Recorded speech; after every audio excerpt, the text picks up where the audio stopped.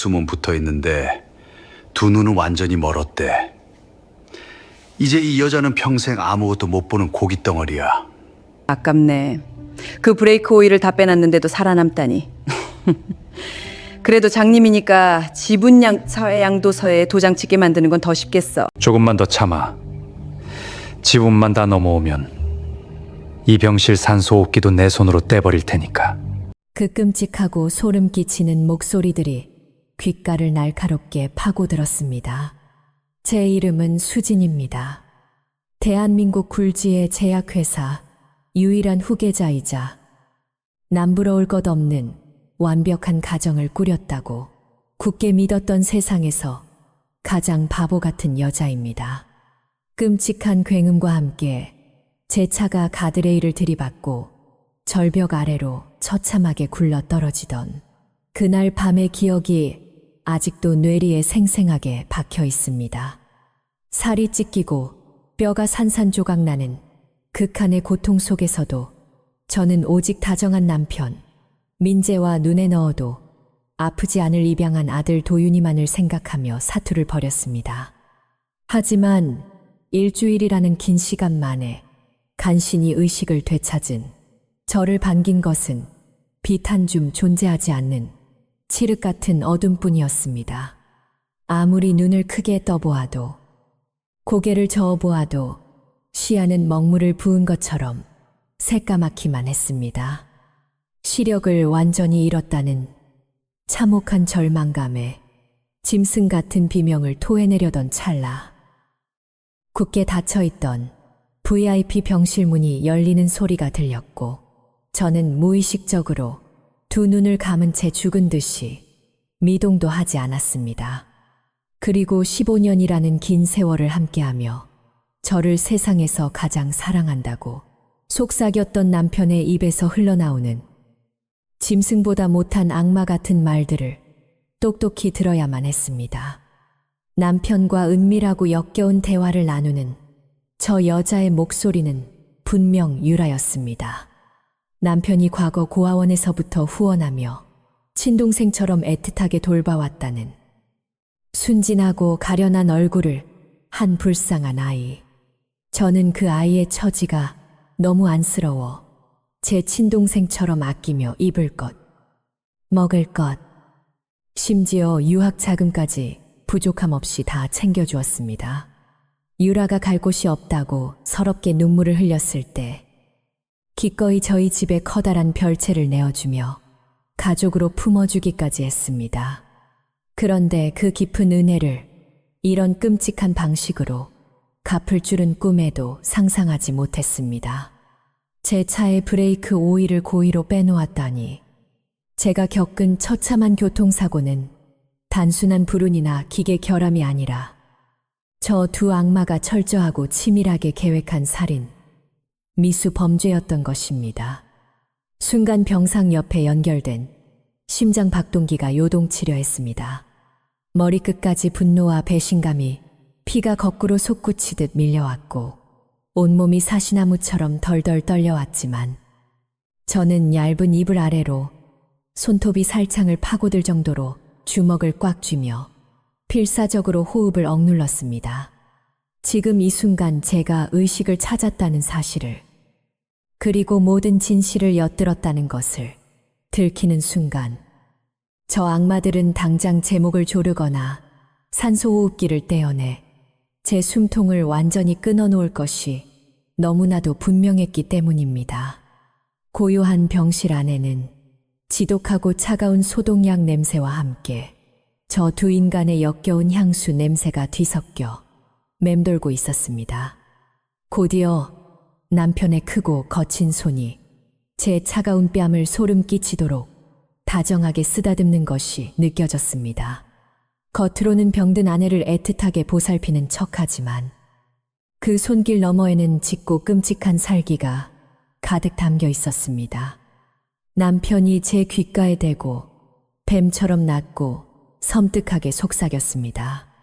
수진아, 불쌍한 내 아내, 어서 인감도장 위치나 불고 편안하게 눈 감아. 네가 빨리 죽어줘야 유라와 내가 우리만의 진짜 가정을 꾸리지 않겠니? 그 끔찍한 온기가 살결에 닿는 순간 제 심장은 차갑게 얼어붙는 동시에 활활 타오르는 지옥불 같은 복수심으로 끓어오르기 시작했습니다. 두 눈이 보이지 않는다는 끔찍한 핸디캡은 이제 더 이상 제게 중요하지 않았습니다. 저는 무슨 수를 써서라도 반드시 살아남아야만 했습니다. 이 지독한 칠흑 같은 어둠 속에서 저 짐승만도 못한 인간들의 썩어빠진 밑바닥을 하나하나 철저하게 벗겨내고 제가 겪은 피눈물 나는 고통의 수천 배, 수만 배로 잔인하게 갚아주겠다고 어둠 속에서 조용히 맹세했습니다. 그들이 제 병상 곁에서 나누는 대화는 점점 더 기괴하고 역겨운 방향으로 흘러갔습니다.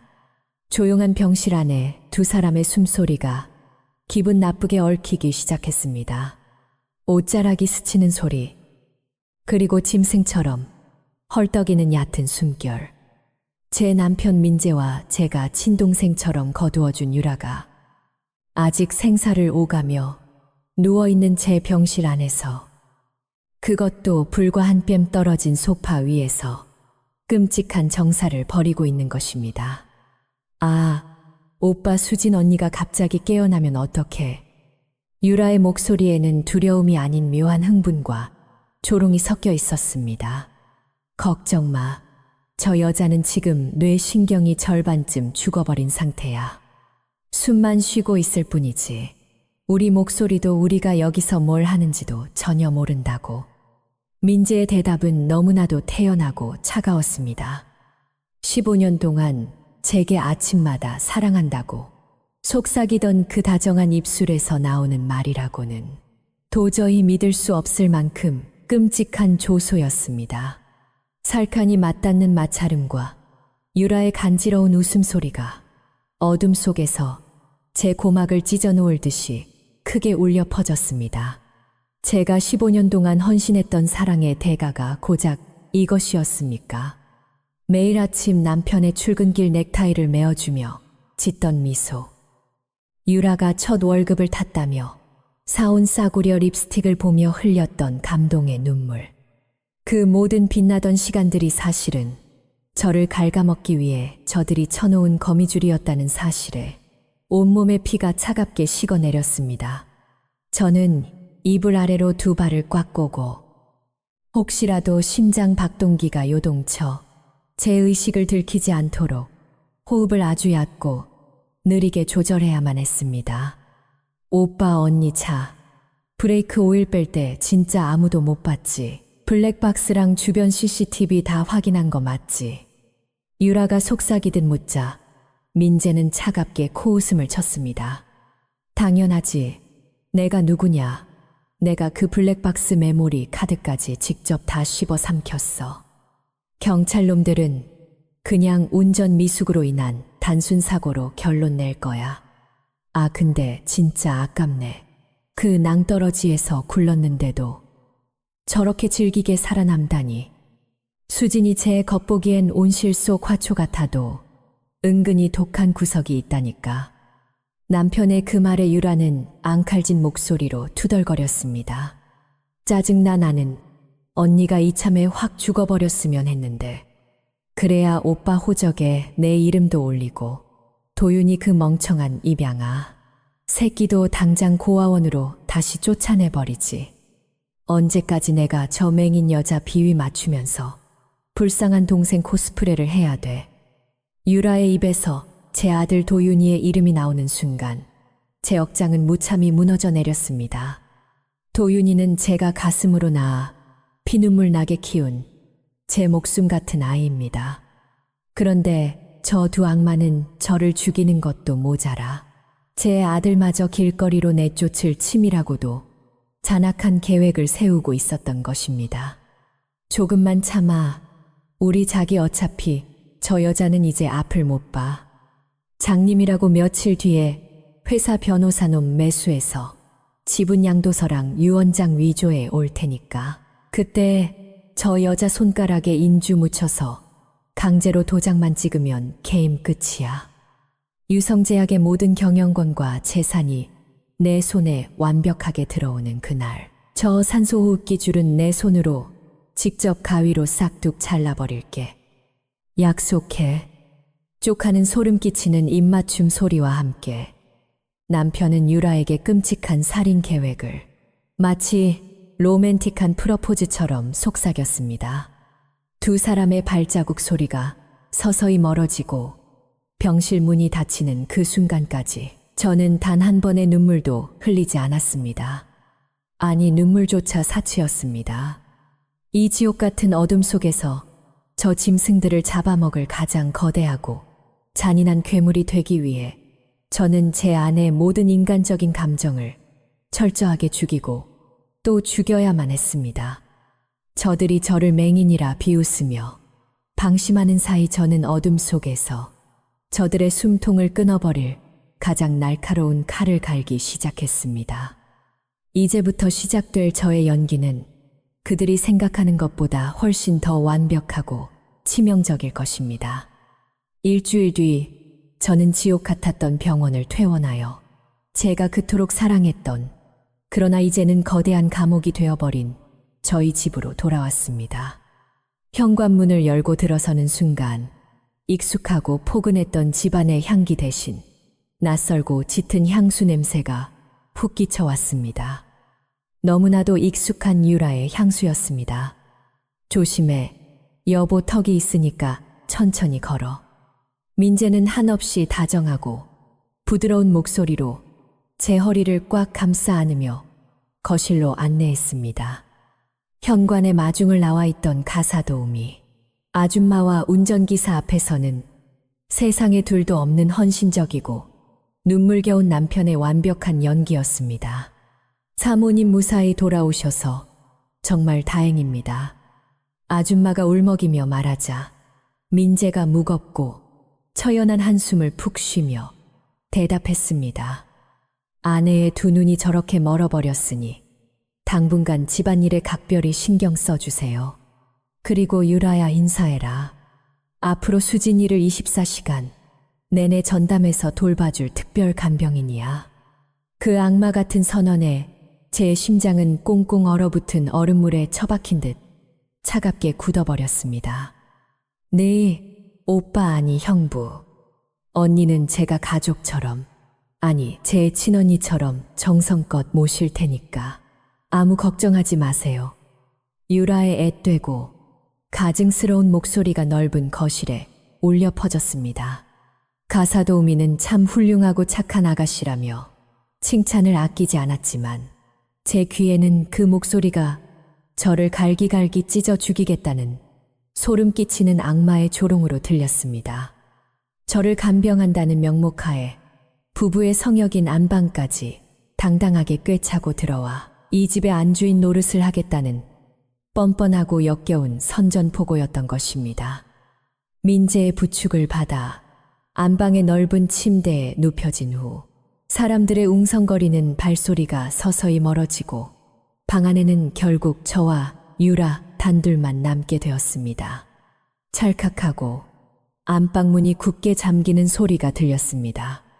이내 또각또각 날카로운 하이힐 소리가 제 침대 곁으로 천천히 다가왔습니다. 유라였습니다.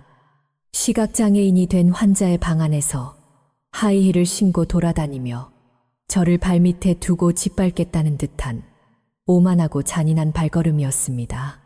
갑자기 그녀의 차갑고 뾰족한 손가락이 제 턱을 억세게 틀어쥐었습니다. 우리 불쌍하고 비참한 수진 언니. 이제 앞이 하나도 안 보이니까 내가 누군지 냄새로밖에 못 맡겠네. 저는 아무것도 모르는 겁먹은 맹인처럼 초점 없는 텅 빈 눈으로 허공을 향해 두 손을 더듬거리며 떨리는 목소리로 말했습니다.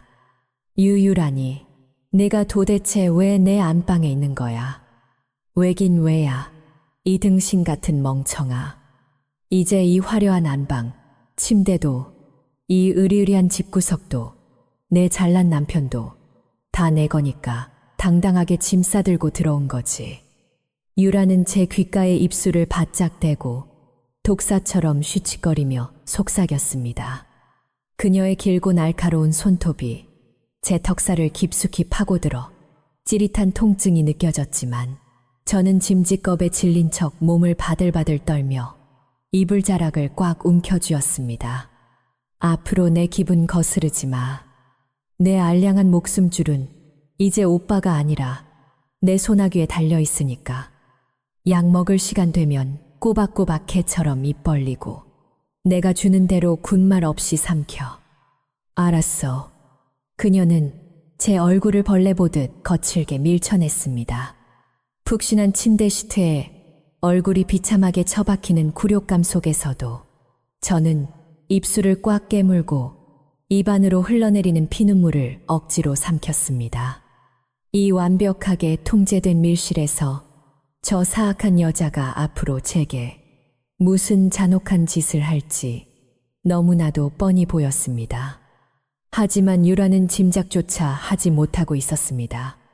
제가 앞이 보이지 않는다는 무력한 사실을 철저하게 역이용해서 이 어두컴컴한 방 어딘가에 그녀와 남편의 숨통을 단번에 끊어버릴 가장 치명적인 거미줄을 치기 시작했다는 사실을 말입니다. 저들은 저를 아무것도 못하는 고깃덩어리라 비웃었지만 저는 그들의 뼈와 살을 발라낼 완벽한 사냥꾼으로 거듭나고 있었습니다. 지옥 같은 감금 생활이 본격적으로 시작되었습니다.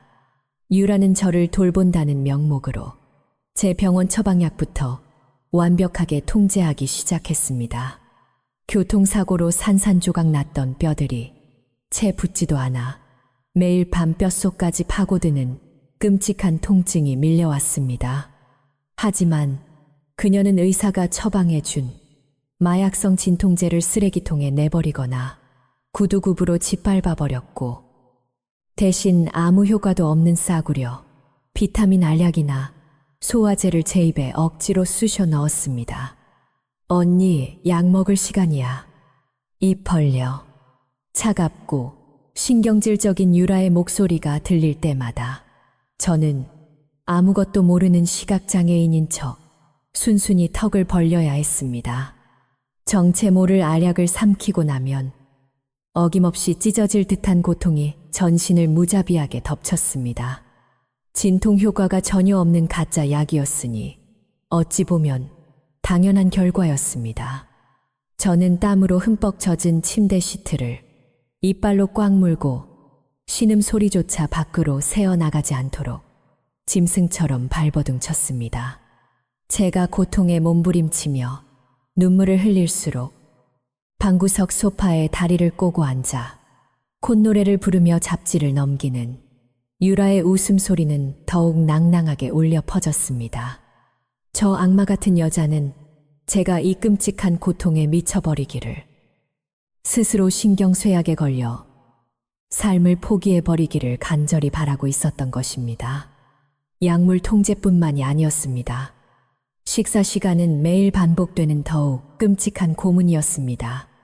저택 주방에서 가사도우미 아줌마가 병든 사모님을 위해 정성껏 끓여온 최고급 영양식과 전복죽은 전부 방문 밖에서 유라와 민재의 뱃속으로 들어갔습니다.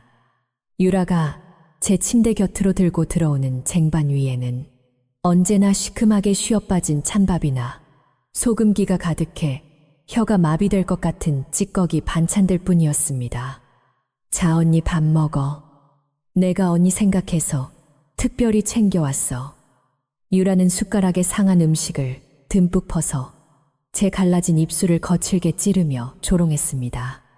코끝을 찌르는 역겨운 냄새에 뱃속에서부터 구역질이 치밀어 올랐지만 저는 살아서 복수하기 위해 그 쓰레기 같은 음식들을 꾸역꾸역 식도로 넘겨야만 했습니다.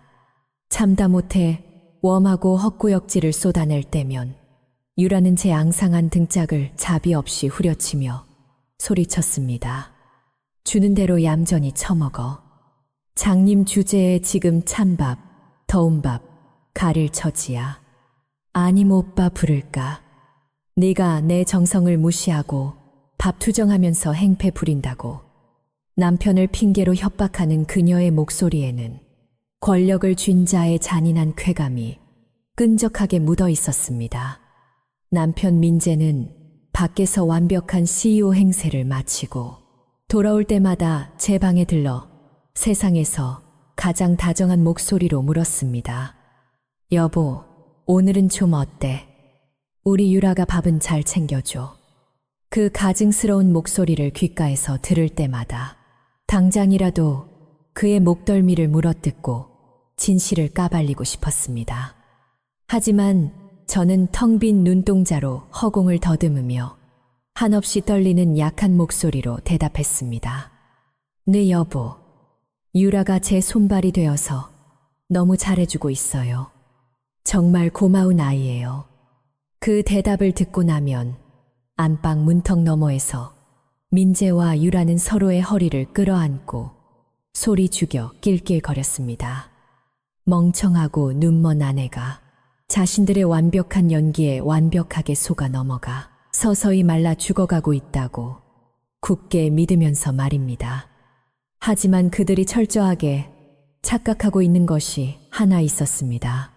상한 밥알을 씹어 삼키고 뼛속이 부서지는 고통을 홀로 견뎌낼 때마다 제 피 속에 흐르는 복수심은 그들이 상상조차 할 수 없을 만큼 맹독처럼 짙어지고 날카롭게 벼려지고 있었다는 사실입니다.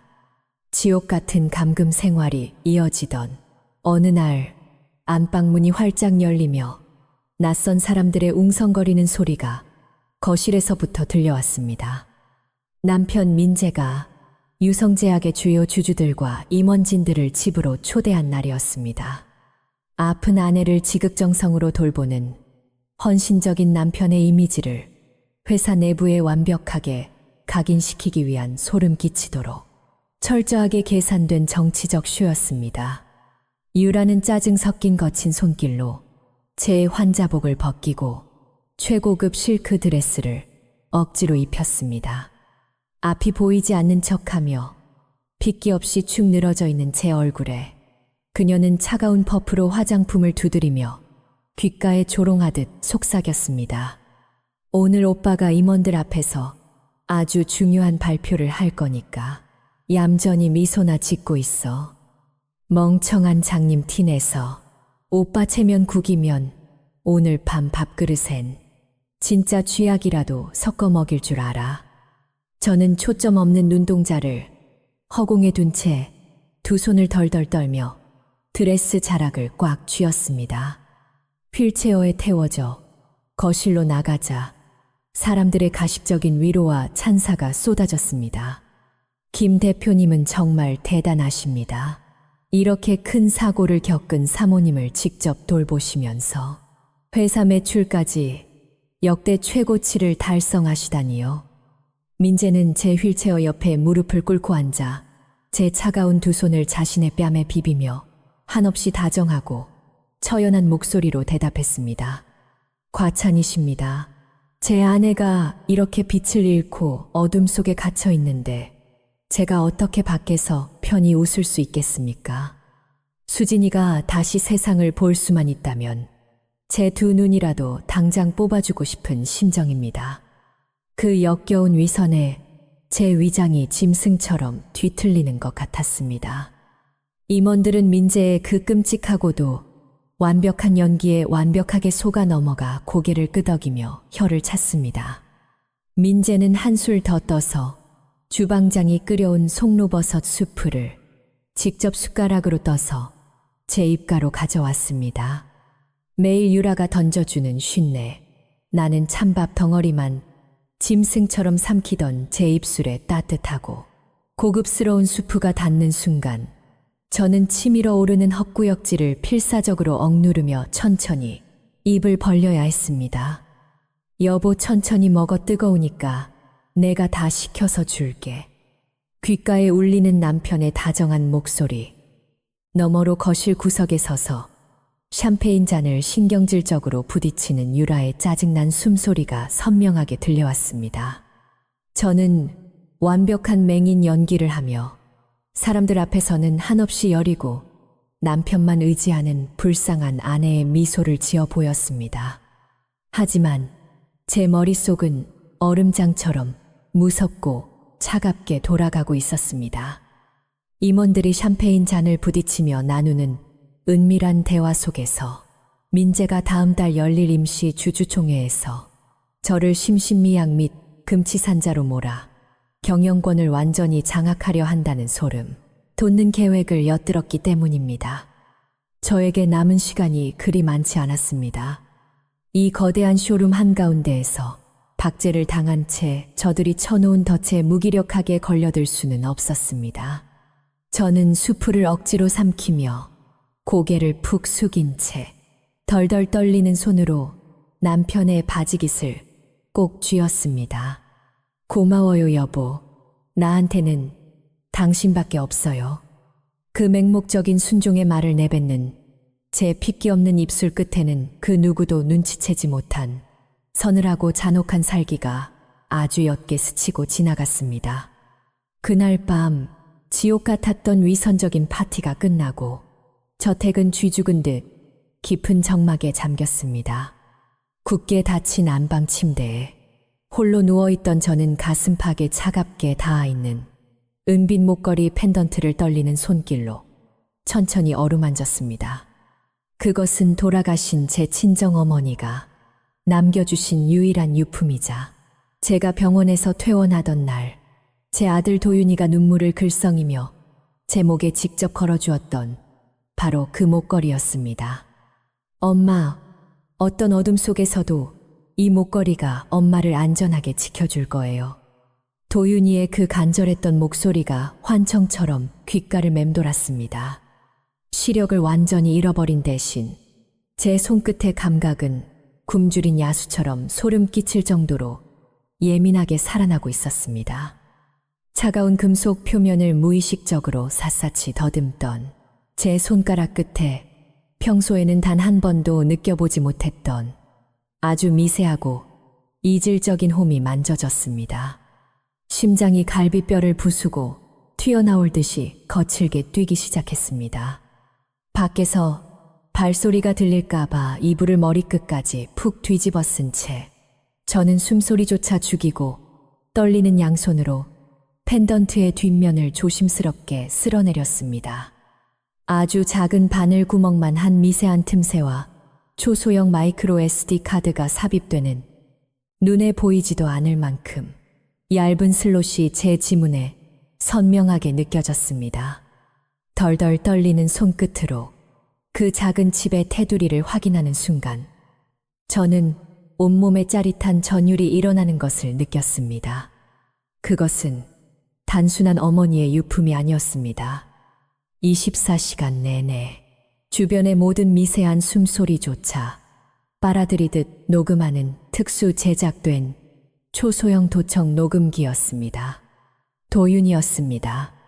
제 불쌍하고 영특한 아들 도윤이가 저 짐승만도 못한 인간들이 제게 무슨 끔찍한 짓을 저지를지 미리 직감하고 저를 완벽하게 보호하기 위해 어머니의 펜던트 속에 이 치명적인 무기를 숨겨 제 목에 걸어주었던 것입니다. 순간 왈칵 뜨거운 눈물이 맹인 연기를 하느라 바짝 메말라 갈라져 있던 두 눈동자를 타고 흘러내려 베게릿을 흥건하게 적셨습니다. 저는 이 지옥 같은 밀실에 철저하게 혼자 버려진 것이 아니었습니다. 제 가슴 위에서 규칙적으로 뛰고 있는 이 작은 기계는 지난 며칠 동안 유라가 제게 상한 음식을 억지로 쑤셔 넣으며 내뱉었던 끔찍한 폭언들, 남편 민재가 제 숨통을 끊어버리겠다며 침대맡에서 속삭였던 악마 같은 살인 계획들, 그리고 바로 오늘 밤 밖에서 임원들을 매수해 제 경영권을 강탈하려 모의했던 그 모든 더러운 진실들을 토시 하나 빠짐없이 고스란히 집어삼키고 있었던 것입니다. 펜던트를 움켜쥔 제 두 손에 하얗게 핏기가 가시도록 지독한 힘이 들어갔습니다. 저들이 저를 아무 반항도 못하는 앞 못 보는 고깃덩어리 취급하며 자신들의 추악하고 더러운 승리에 도취해 낄낄거리는 동안 저는 그들의 목을 서서히 조여갈 가장 완벽하고 파괴적인 올가미를 제 가슴 품에 안고 있었던 셈입니다.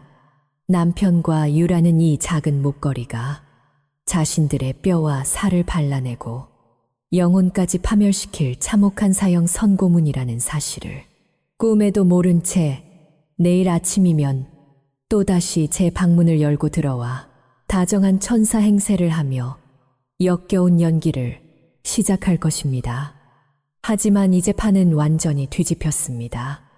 이 칠흑 같은 어둠은 더 이상 저를 가두고 스마매는 절망의 감옥이 아니라 저 오만하고 사악한 짐승들의 숨통을 흔적도 없이 끊어버릴 완벽하고도 고요한 사냥터가 되었습니다. 저는 짙은 어둠 속에서 펜던트에 차가운 입술을 맞추며 소리 없이 짐승처럼 서늘하고 잔혹하게 미소 지었습니다. 펜던트의 비밀을 알게 된 다음 날 아침이 밝았습니다. 저는 여전히 앞이 보이지 않는 무기력한 맹인 연기를 하며 침대에 시체처럼 누워 있었습니다. 거실에서 평소와 전혀 다른 낯선 소음이 들려오기 시작했습니다. 아이의 까르르 넘어가는 높은 웃음소리와 장난감, 블록을 대리석, 바닥에 거칠게 쏟아붓는 둔탁한 소리였습니다. 그리고 이내 제 심장을 산산조각내는 끔찍하고도 선명한 호칭이 귓가를 강타했습니다. 아빠, 이거 봐. 나 로봇 조립 다 했어.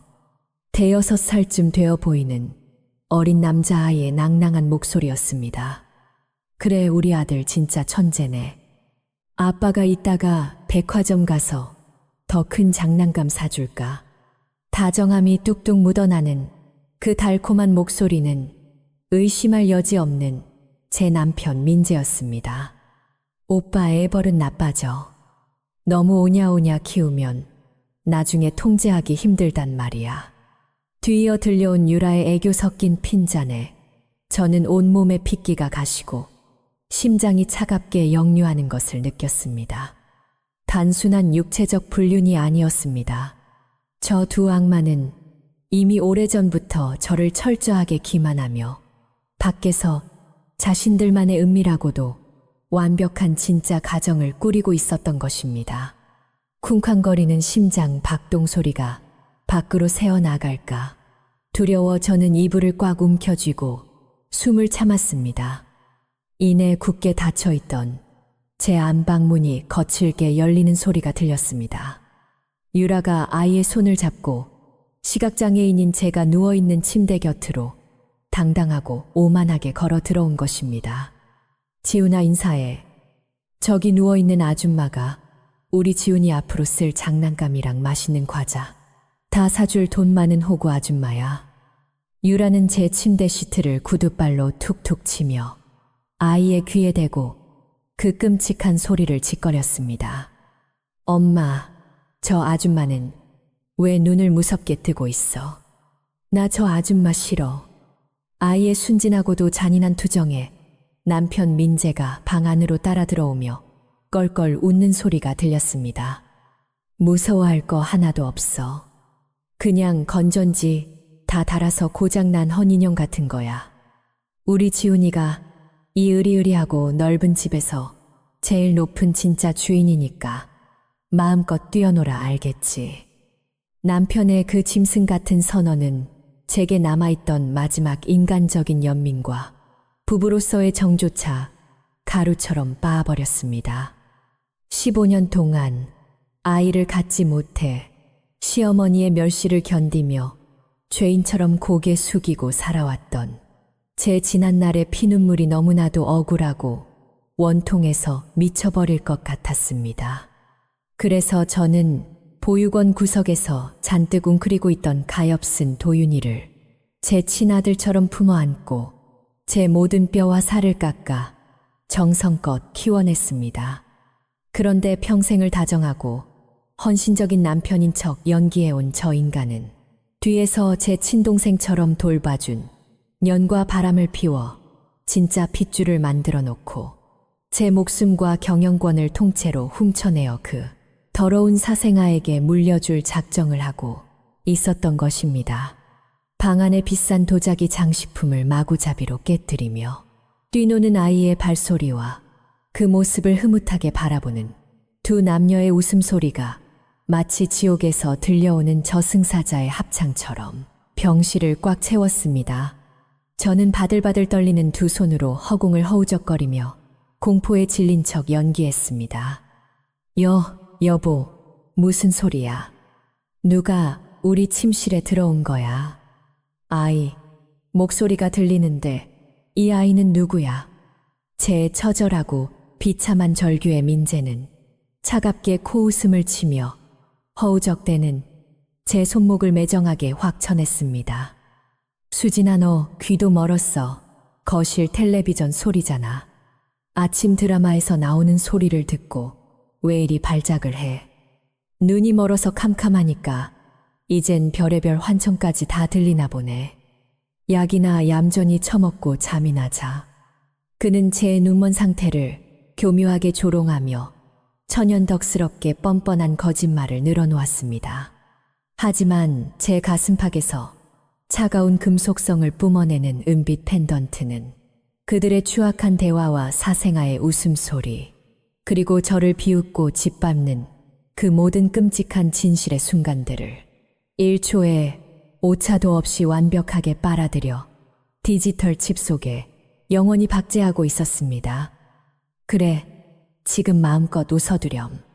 너희들의 그 역겨운 핏줄과 함께 이 화려한 집구석에서 가장 비참하고 끔찍하게 파멸하는 날이 머지않았으니까. 저는 이빨을 꽉 깨물어 피가 나는 입술을 핥으며 다시 한번 짙은 어둠 속에서 소리 없는 사륙의 칼날을 날카롭게 갈았습니다. 도윤이가 주말을 맞아 기숙사에서 집으로 돌아왔습니다. 현관문을 열고 들어오는 아이의 힘찬 발소리만 들어도 제 텅 빈 가슴에는 따뜻한 온기가 차오르는 것 같았습니다. 하지만 유라와 남편은 제 하나뿐인 아들과 저를 영원히 갈라놓기 위해 지독하고도 치밀한 이간질을 시작했습니다.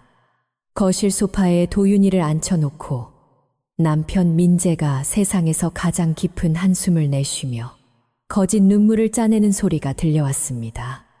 도윤아, 아빠가 이런 말까지는 안 하려고 했는데 네 엄마 상태가 생각보다 훨씬 심각하다. 시력을 잃은 충격 때문인지 요즘 들어 자꾸 환각을 보고 피해망상에 시달리고 있어. 남편의 그 가증스러운 목소리에 도윤이가 숨을 헉 들이마시는 소리가 들렸습니다. 옆에 있던 유라가 훌쩍거리며 거들기 시작했습니다. 도윤아, 언니가 너무 불쌍해. 내가 밥을 먹여주려고 하면 상한 음식을 준다며 내 머리채를 쥐어뜯고 소리를 질러. 어제는 언니가 던진 유리잔에 맞아서 내 팔이 찢어질 뻔했어. 하지만 난 괜찮아. 언니가 아파서 저러는 거니까 내가 다 참아야지. 유라의 그 완벽하고도 눈물겨운 피해자 연기에 저는 침대에 누워 이를 부득부득 갈았습니다. 멀쩡한 사람을 하루아침에 정신병자로 몰아가는 저들의 사악한 혓바닥을 당장이라도 뽑아버리고 싶었습니다. 하지만 도윤이는 그들의 완벽한 거짓말에 혼란스러워하는 듯 했습니다. 엄마가 그럴 리 없어요. 우리 엄마는 천사 같은 분이잖아요. 제가 직접 들어가서 엄마랑 얘기해 볼게요. 도윤이의 떨리는 목소리에 남편이 다급하게 가로막았습니다. 안 돼, 도윤아. 지금 들어가면 네 엄마가 너까지 알아보지 못하고 공격할지도 몰라. 아빠가 유명한 정신과 전문의를 알아보고 있으니까 일단은 넌 기숙사로 돌아가서 학업에만 집중해. 내가 여기서 엄마의 망가진 모습을 보는 건 엄마도 원치 않을 거야. 그 악마 같은 남자의 논리는 겉보기엔 아들을 위하는 척했지만 속으로는 철저하게 도윤이를 저에게서 떼어내어 고립시키려는 수작이었습니다. 쾅 하고 제 방문이 열릴 것만 같았던 도윤이의 발걸음이 문턱 앞에서 우뚝 멈춰서는 것이 느껴졌습니다. 방 안에서 숨죽여 울고 있던 저는 이불을 뒤집어 쓴 채 제발 문을 열고 들어와 달라고 속으로 수천 번, 수만 번 애원했습니다. 하지만 밖에서는 남편과 유라의 집요한 설득이 계속되었고 결국 도윤이의 무거운 발걸음, 소리가 서서히 멀어지기 시작했습니다. 저들이 제 몸의 자유를 빼앗은 것도 모자라 이제는 제 목숨보다 소중한 아들의 마음마저 갈갈이 찢어놓으려 하고 있었습니다. 다음 날 오후 기숙사로 돌아간 줄 알았던 도윤이가 예고도 없이 다시 제 방문을 열고 들어왔습니다. 익숙한 아들의 발소리에 제 심장은 미친 듯이 뛰기 시작했지만 저는 애써 초점 없는 눈으로 허공을 응시하며 맹인 연기를 유지했습니다. 도윤아, 우리 아들 왔어. 제가 떨리는 손을 뻗자 도윤이는 평소처럼 제 품으로 달려들어 안기지 않았습니다. 대신 찬바람이 일 정도로 싸늘하고 무거운 침묵만이 방 안을 맴돌았습니다. 엄마, 저 당분간 기숙사에서 아예 안 올 거예요. 짐 챙기러 왔어요. 도윤이의 입에서 나온 그 차갑고 건조한 목소리는 제 심장에 날카로운 비수를 꽂아 넣는 것 같았습니다. 짐을 챙긴다니, 그게 무슨 소리야? 엄마가 눈이 안 보여서 무서워. 제 절박한 물음에도 도윤이는 옷장 문을 신경질적으로 열어젖히며 가방에 옷가지를 쑤셔 넣기 시작했습니다. 엄마, 제발 그만 좀 하세요. 유라 이모한테 왜 그러셨어요? 이모가 멍든 팔을 보여주면서 울고 있잖아요. 아빠도 엄마 때문에 매일 밤 잠도 못 자고 늙어가고 있는데 엄마는 왜 자꾸 있지도 않은 환각을 보면서 사람들을 괴롭히는 거예요. 저 진짜 지쳤어요.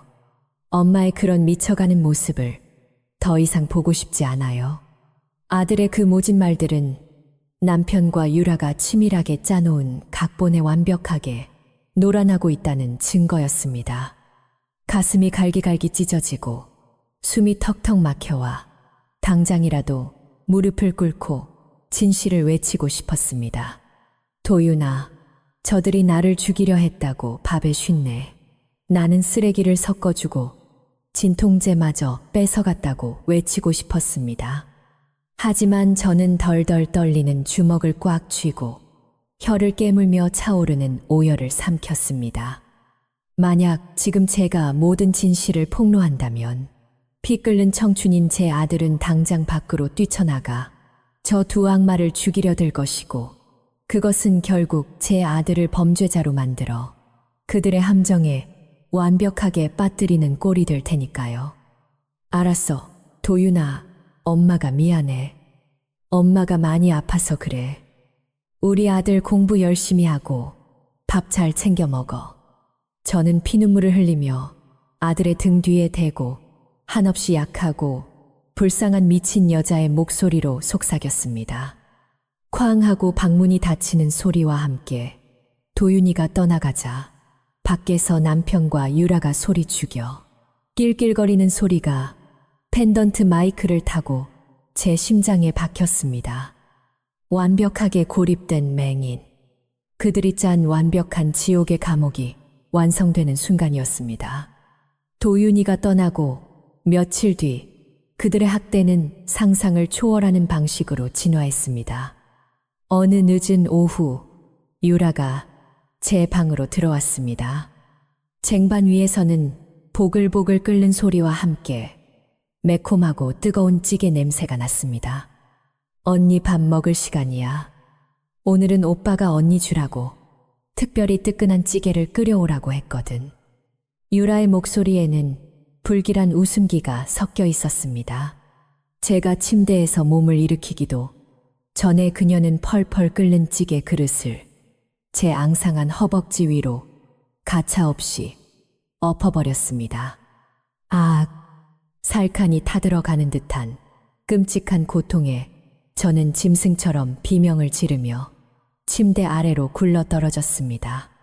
뜨거운 국물이 환자복을 적시고 맨살에 들러붙어 끔찍한 화상을 입혔습니다. 그런데 그 순간 유라가 돌연 자신의 뺨을 철썩철썩 소리가 나도록 세게 내리치기 시작했습니다. 아악 언니, 내가 잘못했어. 밥 투정 좀 그만해. 왜 나한테 뜨거운 찌개를 던지고 그래? 유라의 거짓 비명 소리가 온 집안을 흔들었습니다. 거실에 있던 민재가 우당탕 뛰어 들어오는 소리가 들렸습니다. 유라야, 무슨 일이야? 민재가 다급하게 외쳤습니다. 오빠, 언니가 갑자기 밥이 맛없다면서 찌개를 나한테 집어 던졌어. 나 화상 입을 뻔했어. 유라의 간드러진 거짓 눈물에 민재는 짐승처럼 으르렁거렸습니다. 퍽하는 둔탁한 소리와 함께 남편의 굵은 구둣발이 화상 입은 제 배를 무자비하게 걷어찼습니다. 저는 숨이 턱 막히며 차가운 대리석 바닥을 뒹굴었습니다. 민재가 제 머리채를 거칠게 움켜쥐고 위로 끌어올렸습니다. 이 미친 여편네가 눈이 멀더니 진짜 돌았어. 짐승 걷어다가 밥 먹여주고 똥 치워주면 고마운 줄 알아야지. 감히 내 여자한테 손을 대. 남편의 입에서 나온 내 여자라는 단어가 제 심장을 갈기갈기 찢어놓았습니다. 내 꼴을 좀 봐, 수진아. 유성제약 안주인. 넌 지금 길바닥에 굴러다니는 눈먼 개새끼보다 못한 쓰레기야. 당장 정신병원에 쳐넣어버리기 전에 죽은 듯이 처박혀 있어. 남편은 제 머리채를 바닥에 내동댕이 치고는 유라를 품에 안고 방을 나가 버렸습니다. 쾅 하고 문이 닫히고 이내 철컥하며 밖에서 자물쇠가 잠기는 소리가 들렸습니다. 차가운 대리석 바닥에 쓰러진 채 저는 온몸이 불타는 듯한 화상의 고통 속에서도 소리 없이 웃고 있었습니다. 제 배를 걷어차고 제 머리채를 쥐어뜯으며 쏟아낸 남편의 그 끔찍한 폭언들, 그리고 유라의 가증스러운 자작극까지 모두 제 가슴에 매달린 펜던트 속에 선명하게 새겨지고 있었기 때문입니다. 문이 잠기고 한두 시간이 지났을 무렵 방 안의 공기가 급격하게 차가워지기 시작했습니다. 저들이 한겨울에 매서운 추위 속에서 제 방의 난방 보일러를 완전히 차단해 버린 것입니다. 얇은 환자복은 엎질러진 찌개 국물에 젖어 얼음장처럼 차갑게 식어갔고 뼛속까지 스며드는 한기에 온몸의 관절이 사시나무처럼 떨렸습니다. 시각을 잃고 갇힌 밀실에서의 지독한 추위와 배고픔, 그리고 욱신거리는 화상의 통증은 인간의 이성을 갉아먹는 완벽한 고문이었습니다. 하지만 저는 이불조차 없는 매단 바닥에 웅크려 누운 채 덜덜 떨리는 두 손으로 펜던트를 꽉 움켜쥐었습니다. 얼어붙은 입술을 깨물어 흐르는 핏방울의 비릿한 맛을 느끼며 저는 속으로 수천 번 되뇌었습니다. 민재야, 유라야, 너희들이 내게 준 이 끔찍한 지옥의 온도를 똑똑히 기억해 둘게. 머지않아 너희들이 이보다 수만 배는 더 춥고 비참한 감방 바닥에서 평생을 구걸하며 살게 만들어 줄 테니까. 밤이 깊어갈수록 추위는 살을 내는 듯 했지만 제 가슴 속에서 타오르는 복수의 불꽃은 그 어느 때보다 뜨겁고 찬란하게 빛나고 있었습니다. 밤새 이어진 냉골 같은 추위 속에서 저는 거의 실신하기 직전까지 내몰렸습니다. 입술은 새파랗게 질려 터졌고 화상을 입은 배와 다리는 불덩이처럼 달아올라 지독한 고열에 시달렸습니다. 다음 날 아침 거칠게 자물쇠가 풀리는 소리와 함께 방문이 열렸을 때 저는 짐승처럼 웅크린 채 덜덜 떨고 있었습니다. 싸늘한 구두 발소리가 3개, 남편 민재와 유라, 그리고 또 다른 낯선 남자의 발소리였습니다. 이봐 김 변호사, 내 아내 상태가 보시다시피 이렇습니다. 시력을 잃은 후로 이성을 완전히 잃고 발작을 일으키는 통에 제 힘으로는 도저히 통제가 안 됩니다. 민재의 가증스러운 목소리 뒤로 낯선 남자의 헛기침 소리가 들렸습니다. 네 대표님, 참으로 안타까운 상황입니다. 사모님께서 심신미약 상태에 빠지셨으니 법적으로 남편분이신 대표님께서 모든 재산과 경영권의 대리인이 되시는 것은 당연한 수순입니다. 그 남자는 남편이 회사 돈으로 완벽하게 매수한 썩어빠진 전담 변호사였습니다. 두 사람의 역겨운 대화를 들으며 저는 이불자락을 꽉 쥐고 가쁜 숨을 몰아쉬었습니다. 종이가 바스락거리는 소리는 제게 참혹한 사형 선고장처럼 들렸습니다. 이제 저들은 제 목숨 줄 뿐만 아니라 제가 평생을 바쳐 일군 유성제약에 모든 것을 통째로 집어삼킬 마지막 서류 작업을 끝마치려 하고 있었습니다. 유라가 제 옆으로 다가와 차가운 목소리로 쏘아붙였습니다. 언니, 변호사님 오셨어. 오빠가 언니 대신 회사도 맡아주고 언니 병원비도 다 내주기로 했으니까 얌전히 이 양도서에 도장 찍어. 저는 초점 없는 눈으로 허공을 더듬으며 쉰 목소리로 절규했습니다. 양도서라니 무슨 양도서. 내 재산은 다 도윤이한테 갈 거야. 도윤이 내 아들 데려와. 제 절박한 외침에 민재가 차갑게 코웃음을 치며 제 손목을 억세게 낚아챘습니다. 정신 차려. 이 미친 여자야. 도윤이 그 새끼는 우리 핏줄도 아니잖아.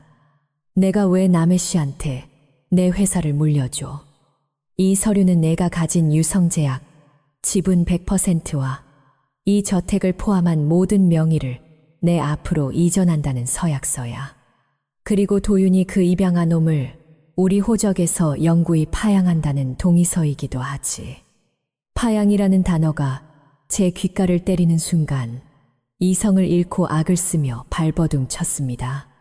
안 돼, 절대로 안 돼. 내 아들 건드리지 마. 내가 죽어도 그 도장 못 찍어. 제가 격렬하게 반항하자 민재는 자비 없이 제 뺨을 세게 후려쳤습니다. 짝하는 날카로운 마찰음과 함께 입안이 터져 붉고 비릿한 피가 턱을 타고 뚝뚝 흘러내렸습니다. 귀가 멍해지고 시야의 어둠이 핑돌 정도로 강력한 폭력이었습니다. 닥치고 얌전히 지장이나 찍어. 내가 안 찍으면 내가 내 손가락을 부러뜨려서라도 찍게 만들 테니까. 남편은 짐승처럼 으르렁거리며 붉은 인주를 가져왔습니다. 유라가 제 어깨를 뒤에서 무자비하게 짓누르고 민재가 제 오른손을 비틀어 강제로 엄지손가락을 인주에 푹 묻혔습니다. 저는 짐짓 발악하며 손을 부들부들 떨었습니다. 하지만 그것은 단순한 공포의 떨림이 아니었습니다. 제 손가락이 서류의 지장난에 닿는 순간 저는 일부러 손끝에 힘을 주어 지식이듯 인주를 거칠게 문질러 버렸습니다. 서류 위에는 선명한 지문 대신 제 입술에서 떨어진 붉은 핏방울과 뭉개진 인주 자국이 뒤섞여 끔찍하고 기괴한 혈서처럼 번져나갔습니다. 젠장, 이 여편네가 끝까지 엿을 먹이네. 민재가 짜증을 내며 서류를 집어들었습니다. 변호사님, 이거 지문이 좀 뭉개졌는데 효력에는 문제 없습니까? 변호사는 뇌물을 든든히 챙긴 듯 기름진 목소리로 대답했습니다. 걱정 마십시오, 대표님. 참관인인 저와 유라 씨가 있고 사모님의 심신상실 상태를 증명할 진단서도 이미 완벽하게 준비되어 있습니다. 법원 쪽은 제가 다 알아서 처리하겠습니다. 그들의 더럽고 완벽한 계획에 유라가 낄낄거리며 웃는 소리가 방 안을 가득 채웠습니다. 수진 언니, 이제 정말 끝이네. 빈털터리 장님이라니 진짜 불쌍해서 어떡해. 저는 바닥에 쓰러진 채 터진 입술로 피를 토해내며 흐느꼈습니다. 하지만 제 헝클어진 머리카락, 밑에 가려진 가슴팍에서는 펜던트의 도청 장치가 그들의 이 모든 강압적인 폭력과 불법적인 서류 조작 과정을 완벽하게 녹음하고 있었습니다. 이 차갑고 잔혹한 지옥의 밑바닥에서 저는 짐승처럼 숨을 죽이고 저들의 완벽한 승리가 가장 처참한 파멸로 뒤바뀔 그날만을 기다리고 있었습니다. 그래, 내 집은, 내 집, 내 모든 걸 다 가져가 봐. 너희들이 그 권력의 꼭대기에서 방심하며 웃고 있을 때 내가 직접 그 바닥을 부수고 너희를 지옥 불바다로 끌어내려 줄 테니까. 지옥 같은 그날의 강압적인 지장날이니 있은 후 남편과 유라는 마치 이 저택의 완전한 지배자가 된 것처럼 매일 밤 축배를 들었습니다. 굳게 닫힌 제 방문, 너머 거실에서는 최고급 샴페인이 터지는 경쾌한 소리와 함께 그들의 더럽고 음탕한 웃음소리가 끊임없이 들려왔습니다. 제 명의로 되어 있던 유성제약의 주식과 으리으리한 부동산들이 하나둘씩 남편 민재의 이름으로 불법적으로 넘어가는 동안 저는 빛 한 줌 들어오지 않는 차가운 안방 구석에 짐승처럼 방치되어 있었습니다. 하루에 단 한 번 유라가 문틈으로 던져주는 말라 비틀어진 빵 조각과 쉰내가 나는 미지근한 물 한 모금으로 간신히 생명줄만 연명하는 참혹한 나날이었습니다. 때로는 극심한 배고픔과 화상의 통증에 이성을 잃고 비명을 지르고 싶었지만 제 앙상한 가슴팍에서 차갑게 금속성을 뿜어내는 은빛 펜던트의 감각이 저를 지독한 인내의 심연으로 다시 끌어내렸습니다. 도윤이가 남겨주고 간 그 초소형 도청 녹음기 안에는 유라가 제게 펄펄 끓는 찌개를 엎고 악랄한 자작극을 벌이던 날에 생생한 비명부터 썩어 빠진 변호사를 대동해 강제로 제 엄지손가락을 꺾어 인주를 묻혀내던 범죄 현장에 모든 대화가 토시 하나 빠짐없이 완벽하고 선명하게 저장되어 있었습니다. 그리고 마침내 제가 칠흑 같은 어둠 속에서 피눈물을 삼키며 그토록 기다려온 디데이가 밝았습니다. 바로 남편 민재의 45번째 생일이자 그가 병든 아내를 대신해 유성제약의 모든 경영권을 합법적으로 승계받았음을 만천하에 선포하는 대규모 축하 파티가 열리는 날이었습니다. 아침 일찍부터 저택 안팎은 최고급 출장 뷔페 직원들과 파티, 플래너들의 부산스러운 발걸음 소리로 가득 찼습니다. 정재계의 유력 인사들과 회사의 핵심 주주들이 모두 모이는 거대한 권력의 축제. 남편은 이 완벽하게 세팅된 무대 위에서 저를 철저하게 짓밟고 자신의 찬란한 새 시대를 당당하게 선포할 계획이었습니다. 늦은 오후가 되자 유라가 한껏 멋을 낸 화려한 실크, 드레스 차림으로 구두굽 소리를 요란하게 내며 제 방문을 열고 들어왔습니다. 숨이 막힐 듯 짙고 역겨운 향수 냄새가 코를 찌르듯이 밀려왔습니다. 언니 꼴이 진짜 볼만하네. 냄새나는 시궁창 쥐새끼도 아니고 오늘은 오빠 인생에서 제일 빛나고 중요한 날이니까 특별히 언니도 파티에 참석해서 자리를 빛내게 해줄게. 물론 제정신이 아닌 불쌍하고 미친 장님 아내 역할로 말이야. 유라는 저를 혐오스럽다는 듯 조롱하며 거칠게 제 환자복을 찢어지듯 벗겨내고는 계절에도 맞지 않는 얇고 초라한 흰색 원피스를 억지로 쑤셔 입혔습니다. 그녀는 제 헝클어지고 기름진 머리카락을 쥐어뜯듯 빗겨 넘기며 귓가에 대고 독사처럼 차갑게 속삭였습니다. 오늘 손님들 앞에서 헛소리하면서 발작을 일으키거나 오빠 체면 깎아내리면 내일 아침엔 진짜 쥐도 새도 모르게 정신병원 폐쇄병동 독방으로 실려갈 줄 알아. 알아들었어. 저는 짐짓 극도의 공포에 질린 척 바들바들 떨며 순종적으로 고개를 끄덕였습니다. 하지만 푹 숙인 제 핏기 없는 얼굴 아래 어둠에 갇힌 두 눈동자에는 그 어느 때보다도 서늘하고 잔혹한 살기가 시퍼렇게 번뜩이고 있었습니다. 그래, 오늘 밤 너희들의 그 오만하고 화려한 축제를 세상에서 가장 끔찍하고 비참한 장례식으로 만들어주마. 저는 옷자락 밑으로 서늘한 펜던트를 으스러져라 단단히 움켜쥐며 휠체어에 몸을 실었습니다. 이제 곧 저들이 상상조차 하지 못한 잔혹한 피해, 복수극이 막을 올릴 참이었습니다. 화려한 샹들리에 불빛이 쏟아지는 거실은 이미 발 디딜 틈 없이 수많은 정재계 인사들로 가득 차 있었습니다. 유라가 밀고 있는 휠체어에 앉아 거실 한가운데로 등장하는 순간 왁자지껄하던 파티장은 일순간 찬물을 끼얹은 듯 기괴한 정적에 휩싸였습니다.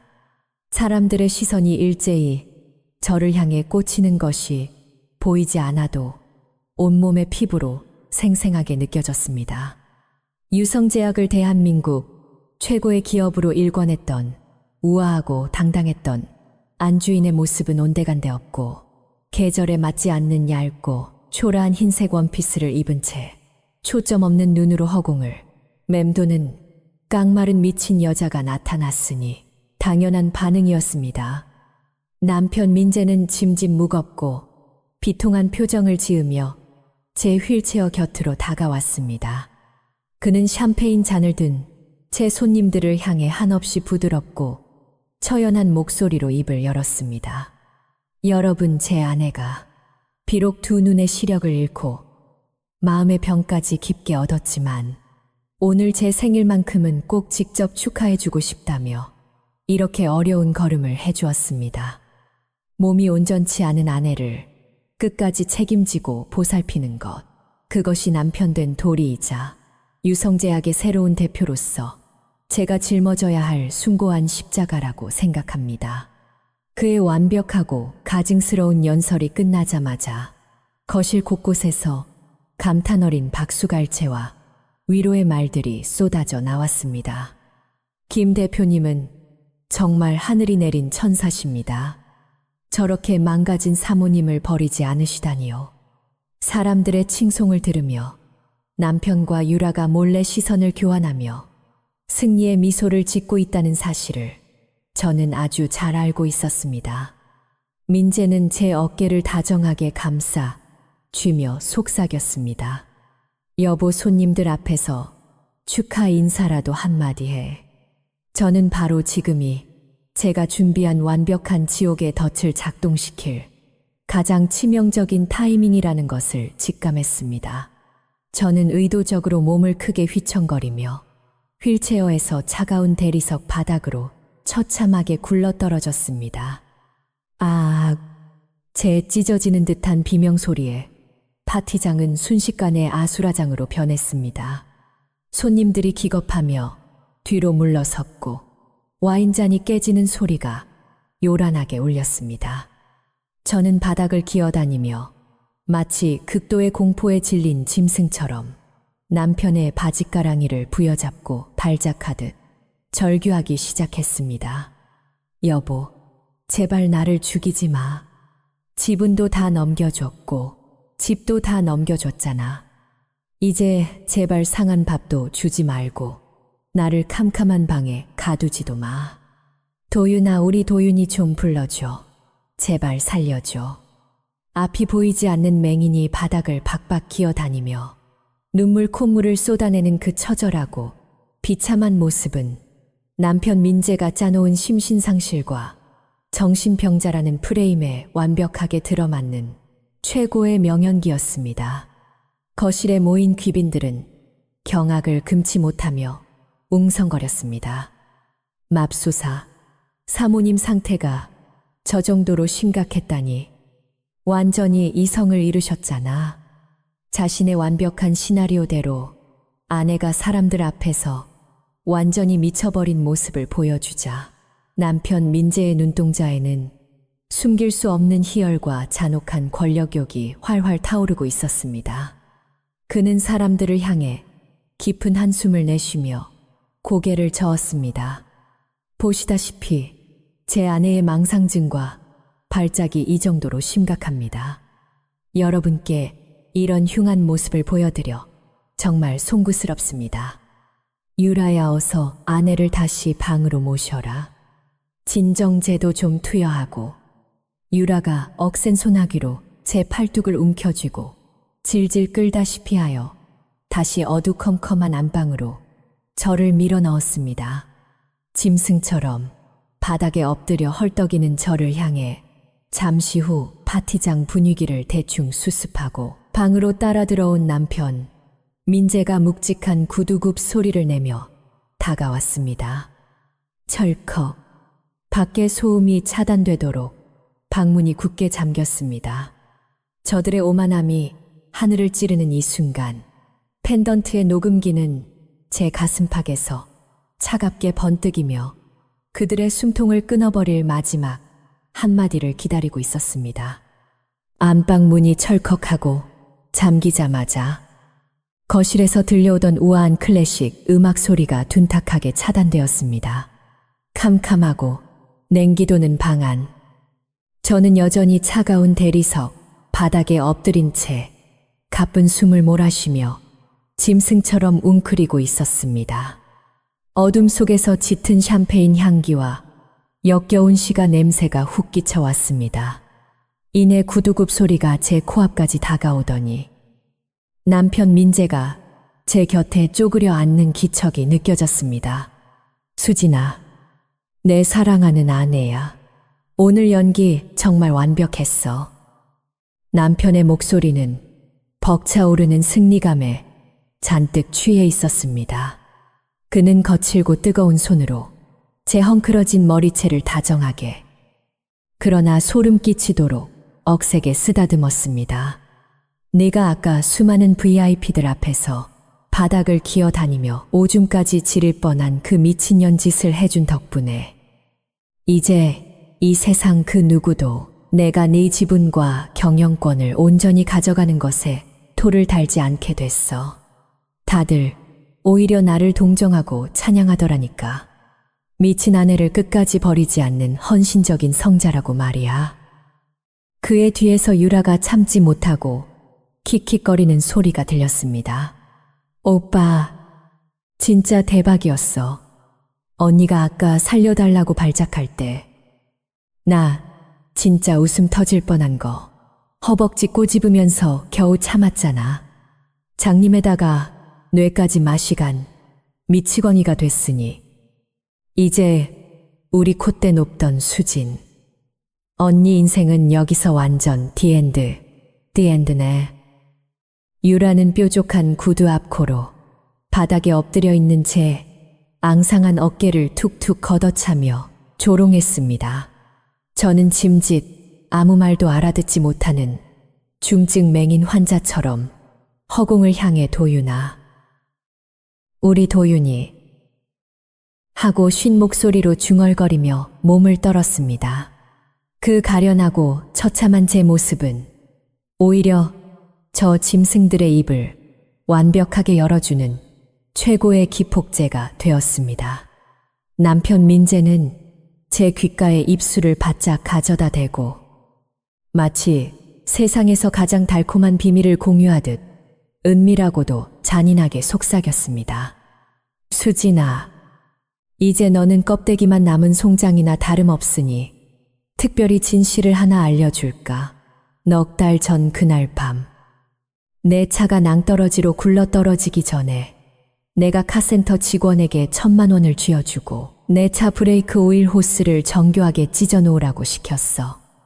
내가 마실 생수병에 수면 유도제를 듬뿍 타놓은 것도 바로 나고, 내 완벽한 살인 계획이었는데 독한 년 기어이 살아서 돌아오더라.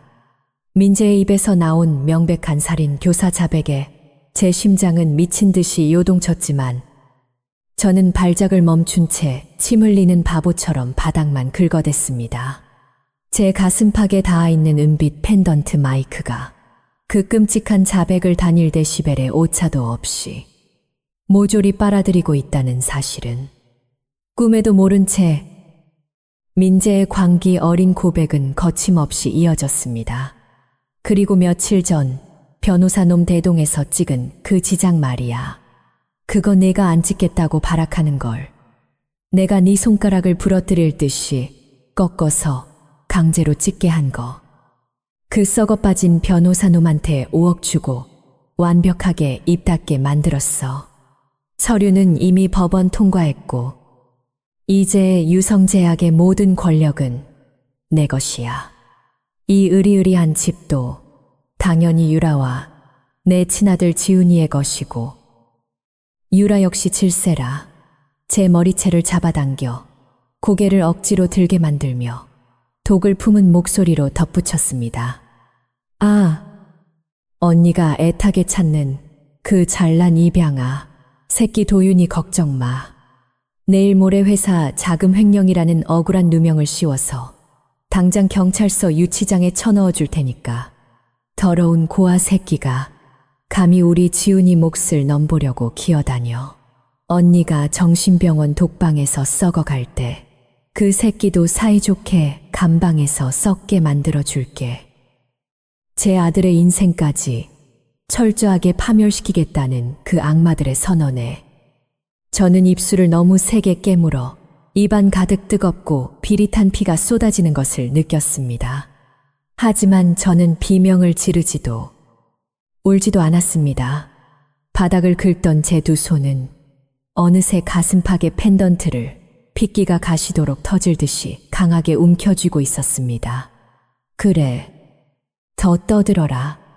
너희들의 입술에서 쏟아지는 그 오만하고 악독한 자백들이 잠시 후 너희들의 목을 매달 가장 튼튼하고 잔혹한 단두대의 밧줄이 될 테니까. 칠흑 같은 어둠 속에서 번뜩이는 제 두 눈동자는 이미 사냥감의 숨통을 단숨에 끊어버릴 준비를 마친 피 굶주린 맹수와 같았습니다. 다음 날 아침, 저택은 쥐 죽은 듯 고요해졌습니다. 어젯밤에 화려했던 생일 파티와 끔찍했던 자백의 여운이 채가 쉬기도 전 남편 민재와 유라는 이른 아침부터 화려하게 차려입고 집을 나섰습니다. 오늘은 유성제약 본사에서 민재가 임시 주주총회를 열고 제 지분을 바탕으로 단독 대표이사 자리에 공식 취임하는 운명의 날이었습니다. 그들은 완벽한 승리에 도취해 현관문에서부터 콧노래를 부르며 역겨운 입맞춤을 나누었고 저를 캄캄한 안방에 자물쇠로 굳게 가둬둔 채 미련 없이 떠났습니다. 밖에서 자동차 엔진 소리가 멀어지고 대문이 닫히는 소리를 확인하자마자 저는 짐승처럼 웅크리고 있던 바닥에서 벌떡 일어났습니다. 텅 비어있던 초점은 순식간에 사라지고 제 두 눈에는 시퍼런 복수의 살기가 맹렬하게 번뜩였습니다. 저는 차가운 대리석 바닥을 딛고 걸어가 침대 밑 가장 깊숙한 곳에 숨겨두었던 구형 폴더폰을 꺼냈습니다. 유라가 제 스마트폰을 빼앗아 부숴버릴 것을 대비해 병원에 입원해 있을 당시 도윤이가 몰래 간호사를 통해 제게 쥐어주었던 비밀 전화기였습니다. 떨리는 손가락으로 익숙한 번호를 누르고 신호음이 2번 울리기도 전에 수화기 너머로 도윤이의 다급하고 억눌린 목소리가 들려왔습니다. 엄마, 저예요. 저택 근처 골목에서 계속 기다리고 있었어요. 도윤아, 남편과 유라가 방금 본사로 출발했어. 그리고 아빠가 오늘 너에게 회사 자금 횡령이라는 더러운 누명을 씌워서 경찰에 넘길 계획을 세워뒀단다. 지금 당장 정원 뒷문으로 들어와서 이 펜던트를 가져가. 이 작은 칩 안에 그 짐승들이 나를 죽이려 했던 살인, 교사 자백부터 회사 지분을 빼앗기 위해 서류를 조작한 모든 증거가 완벽하게 다 들어있어. 제 다급하고 서늘한 속삭임에 도윤이는 거친 숨을 몰아쉬며 한치의 망설임도 없이 단호하게 대답했습니다. 알겠어요, 엄마. 제가 어제 기숙사로 가는 척하면서 예전에 할아버지 사건을 맡아주셨던 경찰청 강력반 반장님을 몰래 만나서 모든 상황을 다 설명해뒀어요. 엄마가 주신 이 증거만 넘기면 오늘 주주총회 단상에서 그 악마들을 당장 긴급 체포할 수 있어요. 저는 가슴팍에서 밤새도록 저들의 추악한 진실을 빨아들인 차가운 펜던트를 풀어 꽉 움켜쥐었습니다. 15년이라는 긴 세월 동안 짐승만도 못한 인간들에게 철저하게 기만당하며 살아온 제 피눈물 나는 인생의 종지부를 찍을 가장 완벽하고도 날카로운 칼날이 드디어 칼집을 빠져나오는 순간이었습니다. 잠시 후 경비원의 눈을 피해 뒷문으로 몰래 숨어 들어온 도윤이에게 펜던트를 건네주며 저는 아들의 거친 두 손을 핏기가 가시도록 꽉 감싸 쥐었습니다. 도윤아, 무섭지 않니? 네가 아버지라고 불렀던 사람을 네 손으로 직접 파멸시켜야 한다는 사실이. 제 물음에 도윤이는 눈물을 왈칵 쏟아내면서도 짐승처럼 매서운 눈빛으로 저를 똑바로 바라보았습니다. 저한테 아버지는 15년 전에 이미 죽고 없어요. 엄마, 저를 진짜 사람으로 만들어주고 피눈물을 흘리며 사랑으로 품어주신 진짜 가족은 오직 엄마 한 사람뿐이에요. 그 더러운 인간들은 제 손으로 직접 지옥 밑바닥에 쳐넣을 거예요. 아들의 듬직하고 결연한 뒷모습이 저택을 빠져나가는 것을 보며 저는 다시 차가운 안방 바닥에 웅크려 누웠습니다. 이제 몇 시간 뒤면 저들의 그 찬란하고 오만한 권력의 성벽이 세상에서 가장 비참하고 끔찍한 방식으로 산산조각 날 것입니다. 저는 지독한 칠흑 같은 어둠 속에서 처음으로 환하고 찬란하게 미소 지었습니다. 같은 시각 유성제약 본사 대강당은 수백 명의 기자들과 주주들이 뿜어내는 열기로 가득 차 있었습니다. 단상 위에는 최고급 맞춤 정장을 빼입은 남편 민재가 서 있었고 그 옆에는 회사 임원이라는 직함을 달고 우아하게 미소 짓는 유라가 자리를 지키고 있었습니다. 대형 스크린에는 유성제약의 새로운 단독 대표이사 김민재라는 글자가 찬란하게 빛나고 있었습니다. 카메라 플래시가 쉴 새 없이 터지는 가운데 민재는 마이크를 잡고 그 어느 때보다 비통하고 숙연한 표정을 지어 보였습니다. 존경하는 주주, 여러분 그리고 기자님들, 불의의 사고로 두 눈과 이성을 잃고 병상에 누워있는 제 아내 수진이를 대신해 제가 이 무거운 짐을 짊어지게 되었습니다. 아내의 피와 땀이 서린 이 유성제약을 제가 목숨을 걸고 지켜내어 세계 최고의 기업으로 우뚝 세우겠습니다. 그것만이 어둠 속에 갇힌 제 아내에게 제가 해줄 수 있는 유일한 속죄이자 헌신일 것입니다. 그의 가증스럽고 완벽한 취임사에 강당 곳곳에서는 감동 어린 박수 갈채가 터져 나왔습니다. 민재가 승리에 도취되어 샴페인 잔을 들어 올리려는 바로 그 찰나였습니다. 쾅하는 굉음과 함께 대강당의 거대한 참나무 문이 부서질 듯 열리며 찬물을 끼얹은 듯한 정적이 강당을 덮쳤습니다. 모두의 시선이 문 쪽으로 쏠린 가운데 제 아들 도윤이가 싸늘하게 분노한 얼굴로 강당 중앙 통로를 성큼성큼 걸어 들어왔습니다. 그리고 도윤의 뒤로는 건장한 체격의 경찰청, 강력반 형사들이 굳은 표정으로 따라 들어오고 있었습니다. 웅성거리는 사람들 사이로 도윤이가 마이크도 없이 단상을 향해 피를 토하듯 소리쳤습니다. 그 자리는 당신 같은 짐승만도 못한 살인마가 앉을 자리가 아닙니다.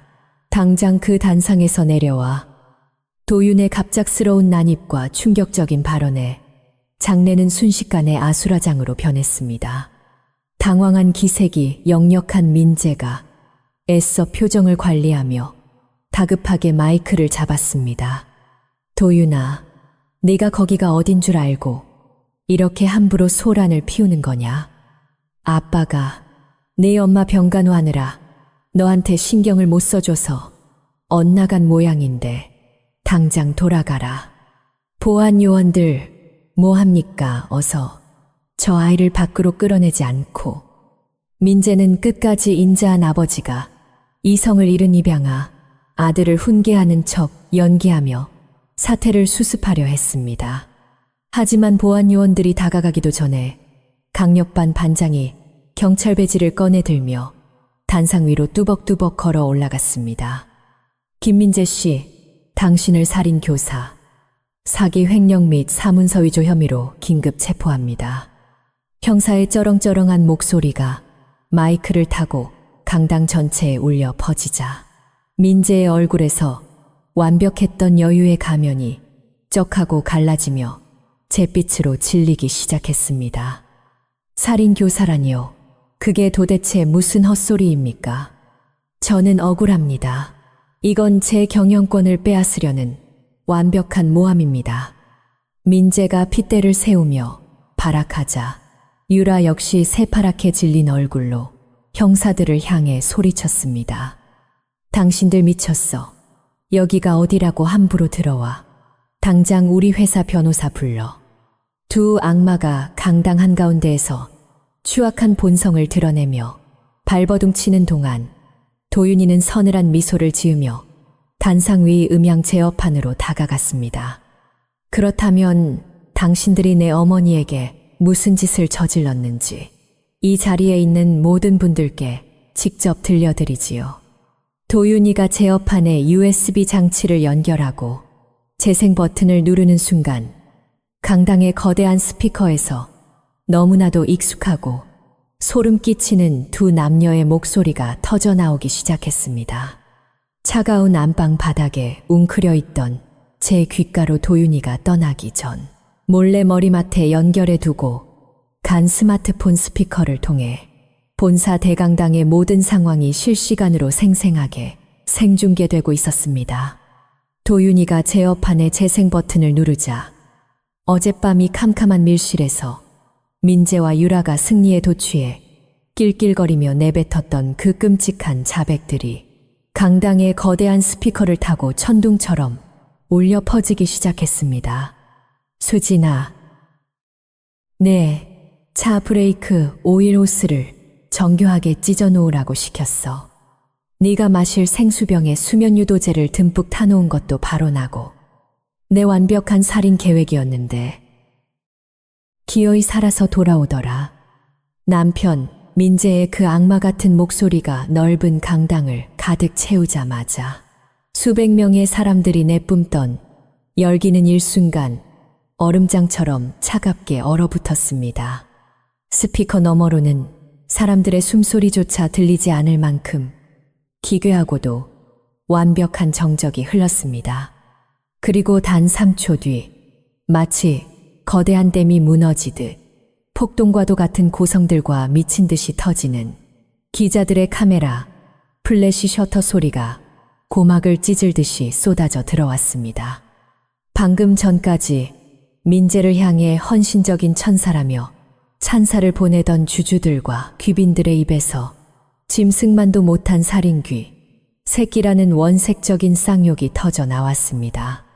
단상 위에서 완벽한 권력의 맛에 취해 있던 민재는 사색이 되어 발악하기 시작했습니다. 아닙니다. 여러분 이거 다 조작입니다. 저 배은망덕한 입양아 새끼가 내 경영권을 뺏으려고 AI 기술로 내 목소리를 감쪽같이 위조한 겁니다. 당장 저 기계 꺼 끄라고. 그는 짐승처럼 울부짖으며 단상 아래로 뒹굴어 오디오 선을 억지로 쥐어뜯으려 했습니다. 하지만 곧이어 스피커에서는 유라의 표독스러운 조롱 섞인 목소리마저 너무나도 선명하게 흘러나왔습니다. 그 잘난 입양아 새끼 도윤이 내일 모레 회사 자금 횡령이라는 억울한 누명을 씌워서 당장 경찰서 유치장에 쳐넣어 줄 테니까. 언니가 정신병원 독방에서 썩어갈 때 그 새끼도 사이좋게 감방에서 썩게 만들어 줄게. 그 순간 완벽했던 그들의 방어막은 형체도 없이 산산조각이 났습니다. 다리에 힘이 풀려 그 자리에 풀썩 주저앉은 유라는 패닉에 빠져 덜덜 떨더니 이내 살아남기 위해 가장 추악한 본성을 드러냈습니다.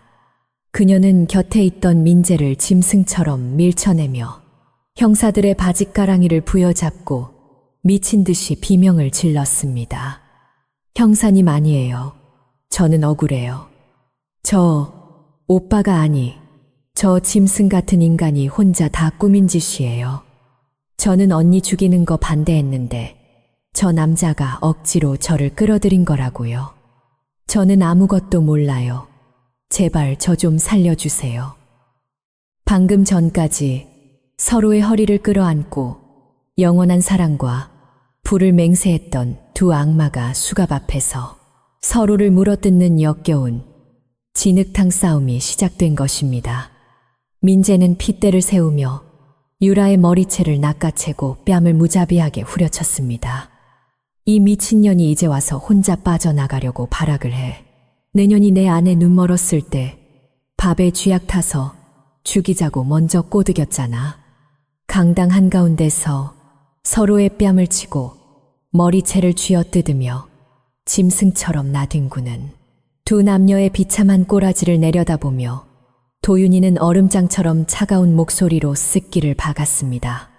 당신들이 내 어머니를 아무것도 못 보는 장님이라고 비웃고 짐승 취급하며 그 끔찍한 학대를 일삼는 동안 어머니는 그 칠흑 같은 지옥의 어둠 속에서 혀를 깨물고 피눈물을 삼키며 당신들의 숨통을 끊어버릴 이 증거를 품고 계셨다. 당신들의 그 오만한 새치여가 결국 당신들의 무덤을 파게 된 거야. 철컥, 철컥, 서늘하고 묵직한 쇳소리와 함께 민재와 유라의 손목에 은빛 수갑이 채워지는 소리가 스피커 너머로 선명하게 들려왔습니다. 놓으라고. 내가 누군지 알아. 내가 유성제약 대표란 말이야. 발버둥치며 울부짖는 두 악마는 양옆에서 건장한 형사들에게 덜미를 잡힌 채 수백 대의 카메라 플래시 세례를 정면으로 맞으며 개 끌리듯 강당 밖으로 질질 끌려 나갔습니다. 어두컴컴한 안방 바닥에 홀로 엎드려 그 모든 소리를 듣고 있던 저는 두 주먹으로 대리석 바닥을 내리치며 짐승처럼 오열하기 시작했습니다. 그것은 그동안 참아왔던 슬픔과 억울함의 눈물이 아니라 산산조각 난 15년의 한이 한꺼번에 터져 나오는 지독한 환희와 광기의 눈물이었습니다. 완벽한 지옥의 밑바닥에서 저 사악한 짐승들을 가장 비참한 나락으로 끌어내리는데 성공한 것입니다. 경찰들이 굳게 잠겨있던 안방 자물쇠를 부수고 들어왔을 때 저는 여전히 그 춥고 차가운 대리석 바닥에 웅크려 있었습니다. 하지만 제 얼굴에는 더 이상 맹인의 공포나 절망이 아닌 지독하게 평온하고도 서늘한 미소가 번져 있었습니다. 엄마, 제가 늦어서 죄송해요. 저를 으스러져라.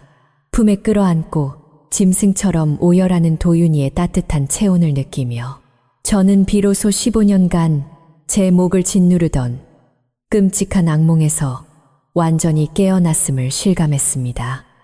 대한민국 재계를 뒤흔든 그날의 주주총회 사건은 연일 뉴스 일면을 장식하며 세상을 발칵 뒤집어 놓았습니다.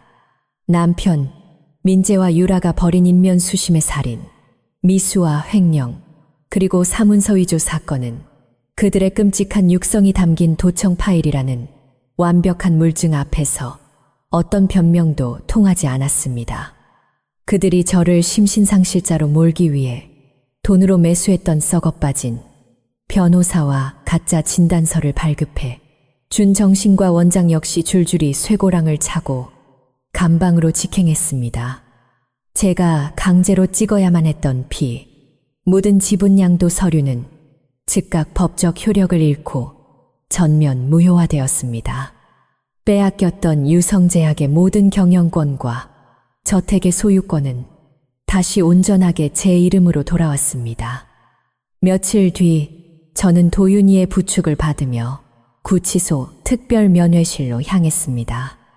두꺼운 방탄유리 벽 너머로 다시 마주한 민재의 모습은 며칠 전 단상 위에서 그토록 오만하고 화려하게 빛나던 대표이사의 껍데기를 완전히 벗어던진 비참하고 초라한 죄수의 꼬라지였습니다.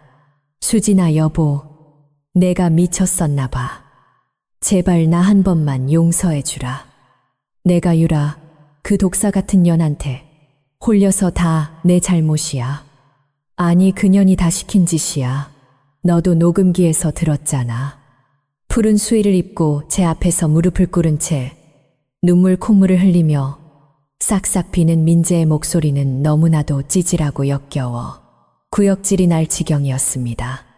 저는 앞이 보이지 않는 텅 빈 눈동자로 그가 꿇어앉은 방향을 차갑게 내려다보며 단 한치의 흔들림도 없는 얼음장 같은 목소리로 대답했습니다.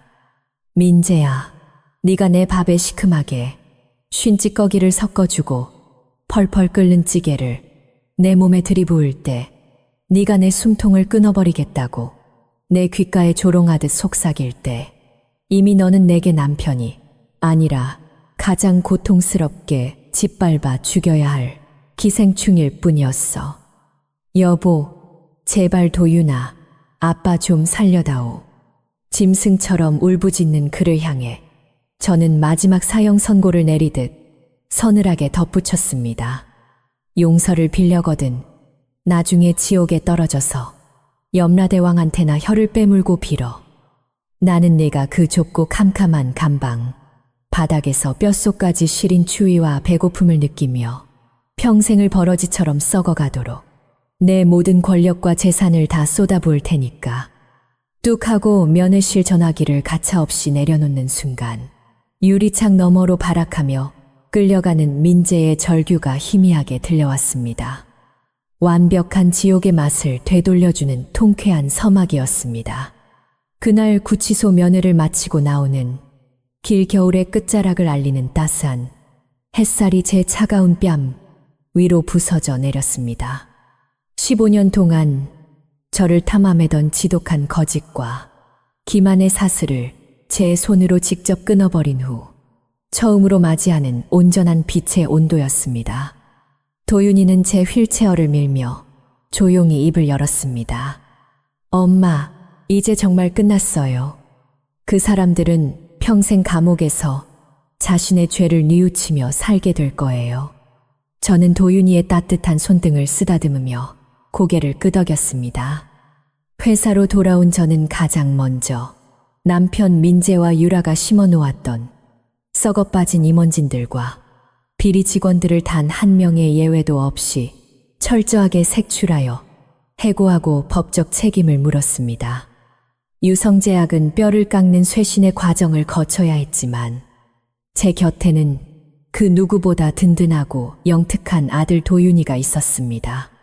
도윤이는 학업을 병행하며 제 눈과 귀가 되어 회사의 모든 서류를 직접 읽어주고 밤낮 없이 경영 정상화에 매달렸습니다.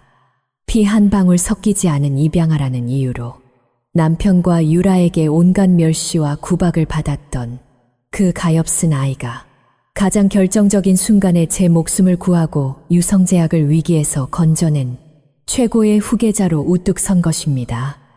이 사회와 주주들 역시 도윤이의 뛰어난 위기 대처 능력과 저를 향한 눈물겨운 효심에 깊은 감명을 받아 그를 회사의 정식 기획실장으로 임명하는데 만장일치로 찬성했습니다. 핏줄이라는 허울 좋은 명목 아래 불륜으로 사생아를 낳고 저를 죽이려 했던 저 짐승들의 추악한 이기심과 비교하면 도윤이가 제게 보여준 조건 없는 사랑과 헌신은 세상 그 어떤 보석보다도 찬란하고 고귀한 것이었습니다. 수술을 며칠 앞둔 어느 날 도윤이가 조심스럽게 한 가지 소식을 전해왔습니다. 민재와 유라 사이에서 태어났던 그 사생아 지훈이에 대한 이야기였습니다. 부모인 두 사람이 모두 살인 미수와 거액의 경제사범으로 중형을 선고받아 감옥에 수감되고 그들이 훔치려 했던 모든 재산이 환수되면서 그 아이를 돌봐줄 사람은 세상에 아무도 남지 않게 되었다는 것입니다.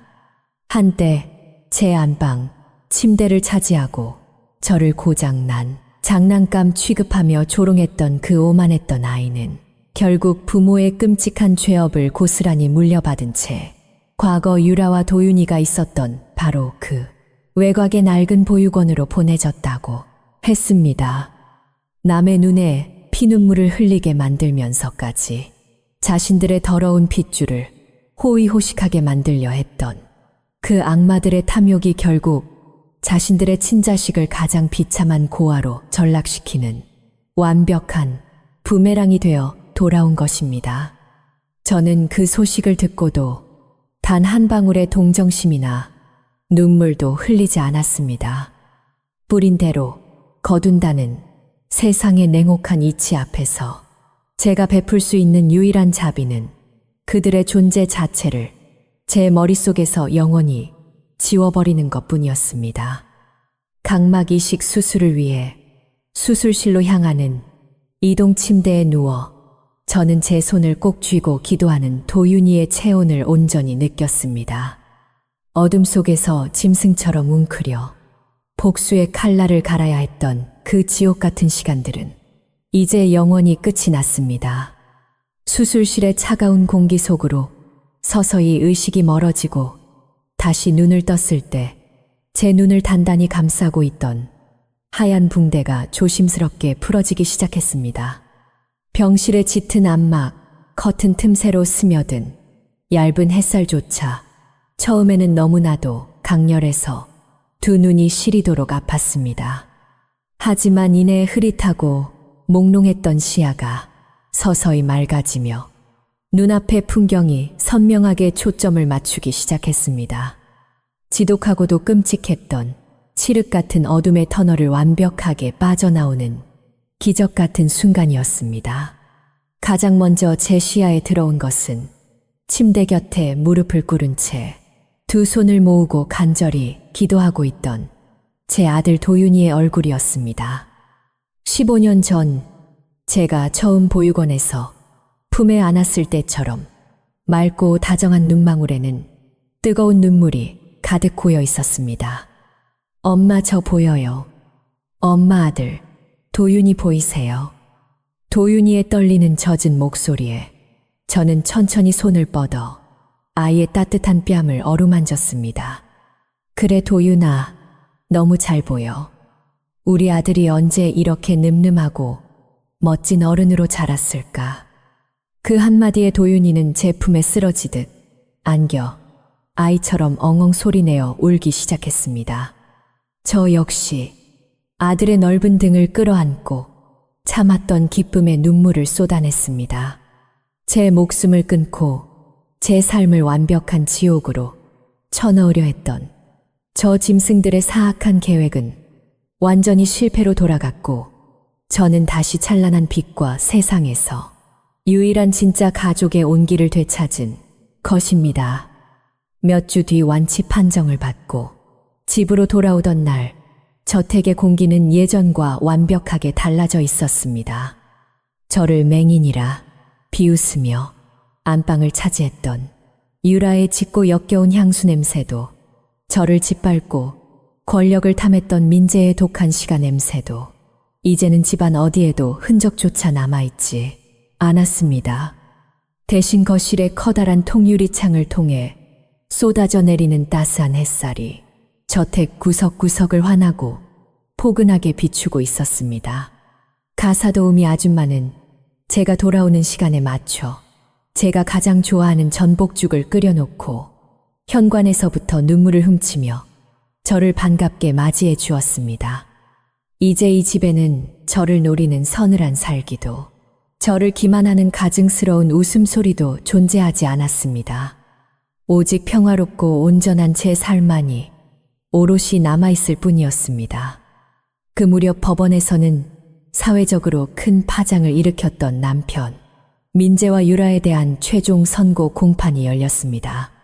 저는 직접 재판정에 나가는 대신 도윤이와 함께 거실 텔레비전을 통해 실시간 뉴스로 그들의 마지막 꼬라지를 지켜보았습니다.